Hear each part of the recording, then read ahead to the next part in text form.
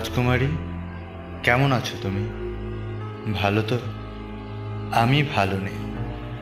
তোমার জন্য হাজারটা স্বপ্নের জাল বুনতে বুনতে আজ আমি ক্লান্ত, অনেকটা ক্লান্ত হয়ে বুঝতে পেরেছি ভালোবাসা মানে স্বপ্ন দেখা নয়, অনেকটা চাওয়া পাওয়া, হাসি কান্না, অভিমান প্রতীক্ষা, আর এক যোগ এক সমান দুই এই সহজ অঙ্কটা মেলানোর সবচেয়ে কঠিন প্রচেষ্টা। জানি তুমি আমায় ভালোবাসো না, তাই দূরে সরে যাচ্ছি, কিন্তু আমি কাপুরুষ নই। আমি স্বেচ্ছায় নির্বাসন নিতে জানি। তাতে আর যাই হোক, ভালোবাসার মানটুকু তো পাওয়া যাবে। তবে কখনোই এই ভেবে কেঁদো না যে কেউ তোমাকে ভালোবাসেনি, কেউ তোমার জন্য কাঁদেনি।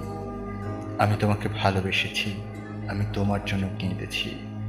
হয়তো তোমার মনের মতো নয়, আমার মতো নিখুঁতভাবে।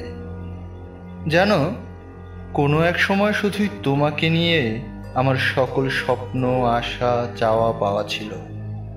বলতে পারো তুমি ছিলে আমার দ্বিতীয় রংধনু। ভাবছো কথাগুলো আমার মুখের কথা?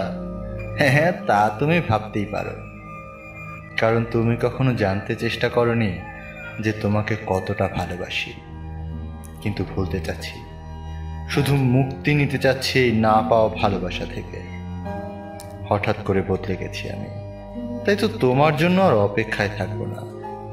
তোমার জন্য হৃদয়ে ভালোবাসা না রাখার চেষ্টা করছি।